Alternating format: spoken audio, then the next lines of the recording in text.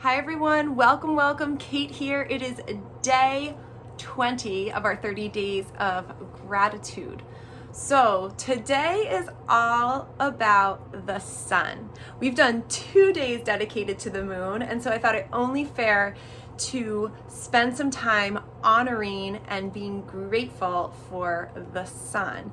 It does literally so much for us in terms of ourselves and our health, but then also in terms of like the planet and making everything work the way it's supposed to be. So in yoga, we have sun salutations, and there are a slew of different kinds, and different lineages practice it a different way, right? Everyone's kind of got their own flair to it, but really it does originate from the idea of people worshiping the sun and giving thanks to the sun, right? That beautiful globe that comes up every morning, rain or shine, it's always there, and sets every night and then comes back, creating that cyclical motion for our world to revolve around, literally.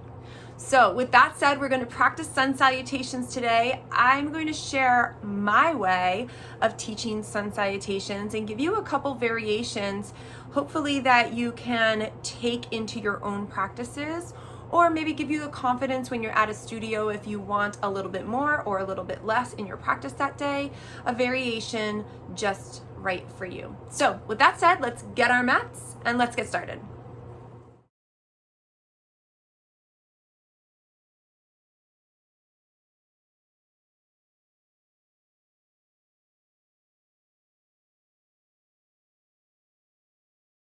Okay, so there are lots of different variations of sun salutation A and sun salutation B. So we're going to focus on A today, and it might be a little bit more instructional as we go. So I encourage you that once we flow through the instructions, you can always hit pause and try a few sun salutations on your own, right? In whatever way you find best. So traditionally we come, well, I'm going to show you how I like to go through a sun salutation first. So feet hip width apart, right? I take my Tadasana, so I ground my feet, I lift my top of my head, I find that mountain pose. Take a nice deep inhale, arms sweep up. And on the exhale, hinging at the hips, flat back all the way down. Finding my forward fold, I inhale here, halfway lift. And then I exhale, plant the hands, step my right foot back, drop my right knee. Inhale. Exhale, step my left foot back. And then lower down. So for right now, I'm going to drop my knees, hug my elbows in and lower down. Inhale through my back bend. Exhale, release. And then pressing back up through downward facing dog. Take 3 nice deep breaths here.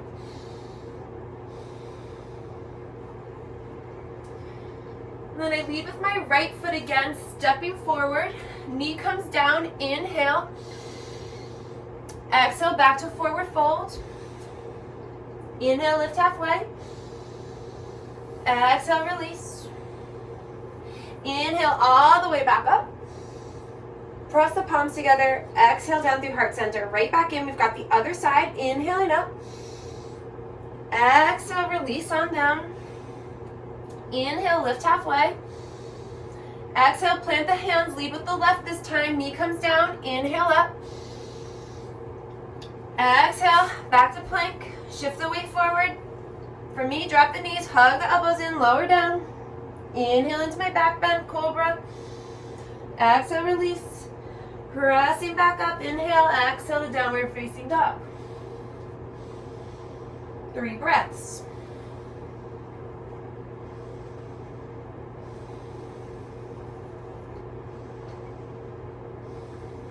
Lead with the left again. Left foot steps forward, right knee down. Inhale. Exhale into that forward fold. Inhale, lift. Exhale, release. And then reverse that swan dive. All the way back up. Exhale, press the hands through heart center. So that is the way I practice when I practice by myself. And it is a mix of both Hatha, traditional Hatha sun salutation, and Ashtanga Sun Salutation. So here's another variation that's super popular. So we bring our feet together at the top of the mat. Samasti Tahiti, some of us call. Nice deep inhale, arm sweep up. And then exhale, forward fold. Inhale to lift halfway. And then exhale, plant both hands and both feet, step back or hop back if you're a practiced yogi. Shift the weight forward, lower down through chaturanga. You can lower the knees here too. Flip the toes, inhale up into up dog. And then exhale, flip the toes again, downward facing dog. Breathe.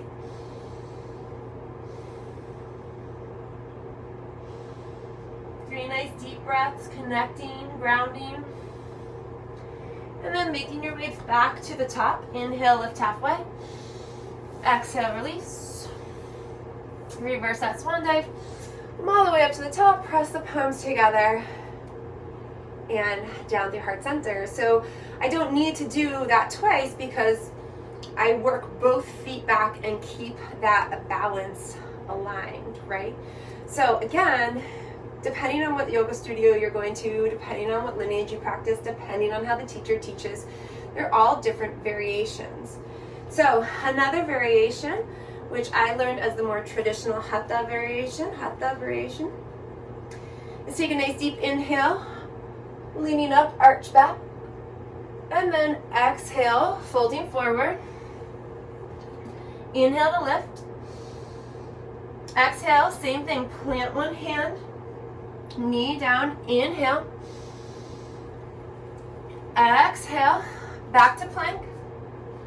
And then taking an 8-limbed approach. So knees come down, bending chin to chest. Inhale, gliding forward through cobra. So that's another variation for that strength and the strong chaturanga, right? That can be really challenging. It's called 8-limb. Then pressing all the way back up into our downward facing dog.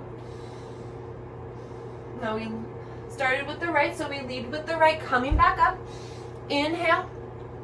Exhale to forward fold.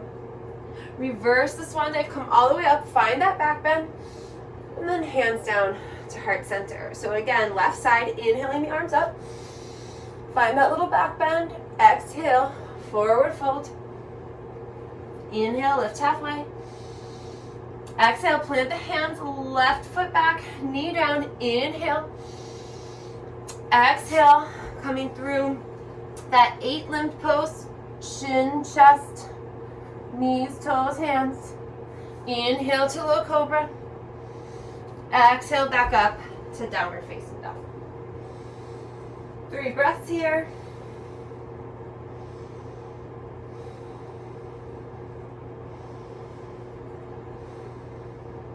And then that left foot steps forward. Inhale, lift. Step the foot forward, exhale. Inhale, halfway lift. Exhale, release. And then reversing that swan dive. Little back bend.